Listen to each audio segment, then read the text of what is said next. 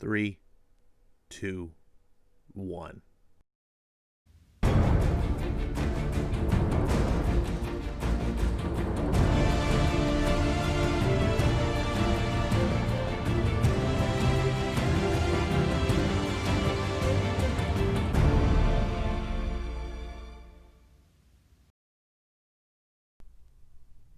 What's going on, everyone? It is Wednesday, August 12th. It's another new comic book day. I got another comic haul car video. Joining me today is Stan, and Stan the man. It doesn't need any introduction. Forky probably does need introductions, but if you've been watching the show for a while, you know who he is. If you watched Toy Story 4, you know who he is. If you haven't watched Toy Story 4, shame on you. And if you don't like Forky, double shame on you. Forky is he's a good friend of the show. I am here to show my comic hauls. That's what I do. It's a silly little video. I record video in my car. And what comics am I getting for the week? And this has got a 2-week haul. But first, where is it? There it is. We got a burger unboxing. That's one of the things we do from In-N-Out Burger. Those are my comics. Every week I stop by. Well, not every week because I missed last week. But I try to every time I go to the comic book store. Weekly, I try to stop by, grab a comic book, a burger with my books. It's a ritual of sorts. A lot of you kind of already know the drill.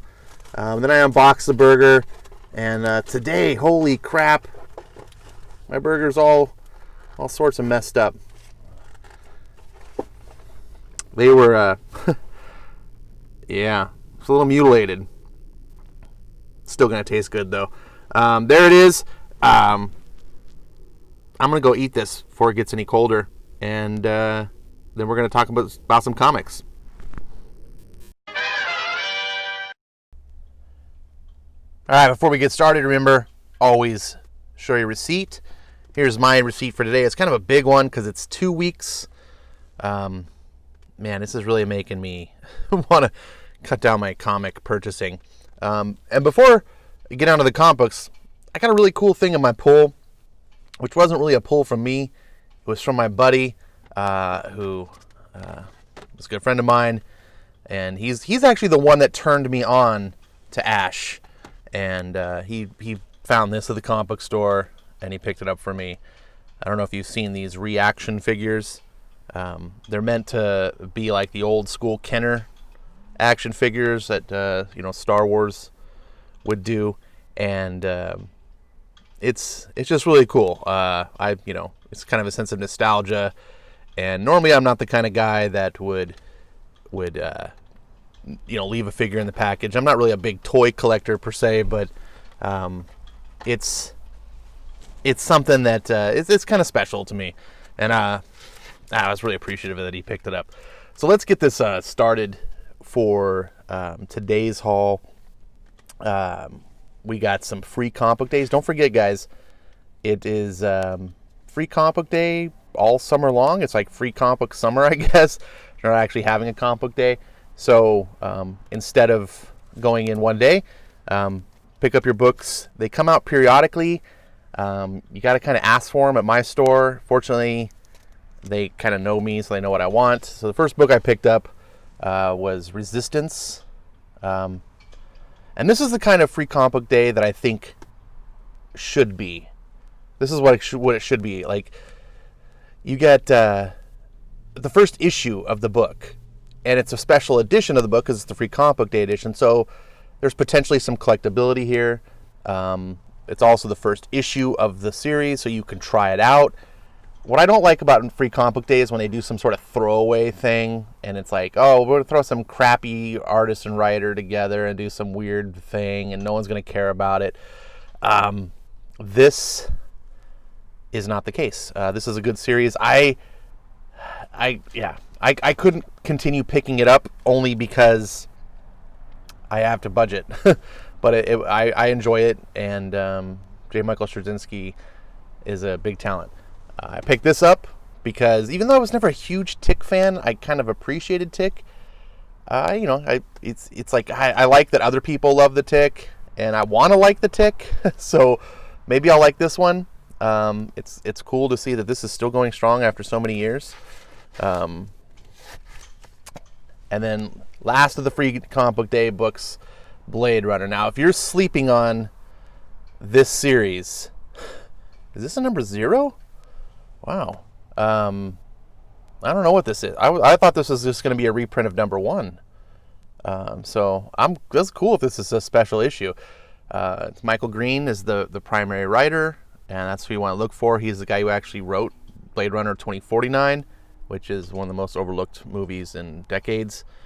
I think it's actually better than the original Blade Runner. He also was one of the writers of the original Blade Runner, as I understand, and he just tied up the whole mythos beautifully with those 2 books, those 2 movies. And this is a great series that I slept on for a while until Wes over at Thinking Critical finally convinced me I should try it, and holy shit, he made me spend some money because I got the whole thing. Starting off with Independence, Usagi Yojimbo number 11. I don't know what more I can really say about Usagi Yojimbo. You either are on the bus or you're not. This is just a classic book that a lot of people either know and go, yep, Usagi's fantastic, it's great, or a lot of people just turn their nose and go, whatever. Undiscovered Country number 7. This is a book that sort of surpassed my expectations. I wasn't sure. I'm a Scott Snyder fan. I like his writings. I think he's a big idea guy. He's kind of, in my opinion, I kind of say he's like DC's version of Donny Cates. He has these crazy, outlandish ideas. And a lot of people thought this was going to be a big, like, anti-Trump kind of book because it featured a big wall around America, and it's really not. It's not. It's like a weird sci-fi type of thing, and has to do with time, and I don't want to say too much and spoil it, but it's a cool, if you like kind of dystopian, weird Mad Max future stuff, but it's not necessarily the same kind of generic post-apocalypse, like, oh, there was a world war and now everything's a dead. It's not like this. Has a unique whole concept behind it, which I think is pretty fun, and it's well done. Each issue kept getting better and better, and I was like, I'm on board. And then speaking of another book that I wasn't expecting to be on board with, but I got sold on by Jimmy from Comics Quirks. He convinced me to try the trade paperback. Now, this is a book that was kind of on my radar simply because of this name right here, Robert Kirkman. He's really just one of the best in the business, and you guys know him from Walking Dead. And I'm not even a fan of his because of Walking Dead. He does Oblivion Song, which is the book that I kind of pushed. The trade paperback that I read, I talked about this on the last video, and I made a video of it. Please watch that video if you're not on Firepower. That trade paperback, or graphic novel, if you will, it's 160 pages. It's 8 issues worth of content for $10, minus any discounts you might get. It's so worth it. It's the best thing I've read all year. It's my favorite comic that I've read all year. Now, this is issue number 1. There's available also as a free comic book day edition like a month ago, which I picked up. This is the actual issue number 1, the full $3.99, which is kind of weird because it makes the free comic book day version the actual first print of it, I guess. But whatever. This, and also Firepower number 2 came out on the same day. Not sure what I think about that, but it's the pandemic. I gotta let things slide. These books, I haven't read number 2 yet. I only read number 1. It's not... No, I did read number 2. I'm sorry. I did read number 2. They're good. They're still good, but it didn't blow me away the way the graphic novel did. And I highly, highly recommend, if you're going to try these books out, get the graphic novel. Do not start here. I almost wish that he would have made the graphic novel, that prelude thing, just call it number 1 and start the series off at number 2. That would have encouraged a lot more people to start there. Have a 160-page issue number 1. How crazy is that? That's what I would have done. And because it's really, I feel like it's necessary to read that book. Not only because it's better, but it really hooks you into the whole origin, the backstory, what's going on. It takes place 15 years before this. It's almost like a completely different story. And when you dive into this, I feel like this is a slow burn building to something, and it may not grab you the same way. It may be like, oh, okay, here's a guy, he has a family, he knows some kung fu, there's some ninjas, okay, whatever. But you don't see the bigger picture the way that the graphic novel does. It's $9.99. Go get it. Anyways, speaking of Robert Kirkman, an Oblivion song, booyah! Robert Kirkman, Oblivion song. This is one of the best books on the shelves that you're probably not reading. It's one of the books that's hard to talk about. I'd really like to talk about this book. There's a couple of people I've turned on to this book, namely friend of the channel Nalo, and another friend of the channel who has his own YouTube channel, is even more successful than me, Gateway into Comics. He got turned into this, and he's like, he's loving it. I don't know if you two guys are listening, but I'm making a public offer to you now. If you'd like to maybe collaborate and do something, talk about this on air, have a Oblivion song podcast, if you will, I'd be down. Hit me up. And then let's go on to Marvel. It's Venom. What are you going to say? It's Donny Cates' Venom, 27 issues. It's been doing strong. Donny Cates revived this character, made people who didn't really like the character before fall in love, like myself. This is Venom Beyond Part 2, leading into the next big event, which is going to be is it the King in Black? Is that what it's called? Yeah. So, this is getting too big for my shelf. So I'm going to put these off to the side. By the way, I don't know if you're hearing this banging sound in the background because I got the windows rolled down. There's traffic driving by. I'm going to show you something very offensive. So trigger warning. That's the sound of the pole, the flag things hitting the pole. But, this is very offensive to many Americans these days. If you're one of those, sorry, not sorry. So just thought I would show you Old Glory there. Speaking of Old Glory, we're on to DC Comics. Only one Marvel made the list out of 2 weeks. There's only one Marvel book worth buying.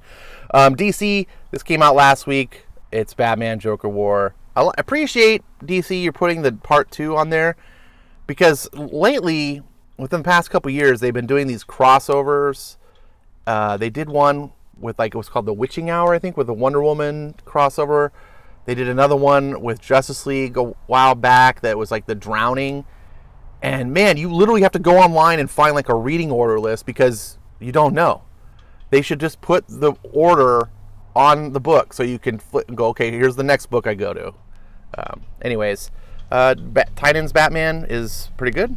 Jorge Jimenez is back on the art. I don't think he's best suited for Batman. I don't know why he didn't do the cover when the cover artist is not as good as the interior artist. That's really weird. And speaking of Batman, we got Detective Comics. Now, fortunately, they didn't come out the same week this time. I don't know what DC is doing. Kenneth Rocafort, as I'm guessing. This looks, his art style is, there it is. It's unmistakable. I thought he was canceled. This was Joker War Collateral. Is it not a part? Is it Jesus, what was I just saying? I don't even know what part this is. Speaking of parts, Justice League Odyssey 23. I still don't have 22 because of Diamond. But sadly, this book appears to be getting canceled. I don't know when that's going to be. I'm presuming it'll be issue 25. Justice League was going so strong for so long. 3 solid books. You had a trilogy of them. Dan Abnett is perfectly suited for this book. It's really cool. It's something different. Give you some of these characters that people love, like Jessica Cruz, Starfire. Gives them a home, a really fun place to be. Do some imaginative storytelling. It's sad to see DC not continue with this. Speaking of not continuing, don't you love those segues? Justice League, the main Justice League hits issue 50. with a whopping $5.99. Of course, I'm going to guess this is the worst issue so far of Justice League, and the most expensive, coincidentally, because it's Simon Spurrier. It's not Venditti. It's not Scott Snyder. I've heard talk that my boy Joshua Williams is going to come over to the title. He is leaving Flash, but I haven't been able to confirm whether that's for just the Dark Metal tie-in or Death Metal. Sorry, the Death Metal tie-ins, or not. So I'm thinking maybe of just dropping Justice League. Got 50 issues. I don't have money to just blow on mediocre comics. We'll have to see. If Joshua Williamson comes over, I'll stick with it though, because that guy is a beast. One of the most underappreciated writing talents in the business right now. And speaking of underappreciated writing talents in the business, booyah, Hawkman 26. Look at this cover, so cool. Like, normally it's the alt covers that you're looking for, but I really like this one a lot. If you are not on the Hawkman train, you are missing out. This is absolutely one of the best comics coming out from the big two. Certainly top three. Daredevil makes a strong case out of the Marvel camp. I'm not sure what comics at DC can claim to be this good. This is certainly my favorite comic at DC, and Venditti is the reason why. He has done for Hawkman what Miller did for Daredevil, what Simonson did for Thor, what Claremont did for X-Men. I mean, he took something that had already existed and had its fan base or whatever, and he says, you know what? I'm just going to add a little bit of spice, a little seasoning, give it a little polish treatment, some love, and voila, I'm going to rebirth it into something better than it was before. And holy shit, I love this book. I know Venditti can only write it for so long, but I hope we get as long as possible. I love Hawkman. I became a Hawkman fan because of this book. So anyways, that's it. That's all the books I got for the week. Here I got them all fanned out for you. You tell me which books it is that you're buying, what you're liking, what you're not liking, what books on here are piquing your interest, what you think is going to be the best. Throw your comments down below. I love talking comics. I love meeting new comic fans, and I like to hear from you. So until next time, this has been Ash on Comics. Later.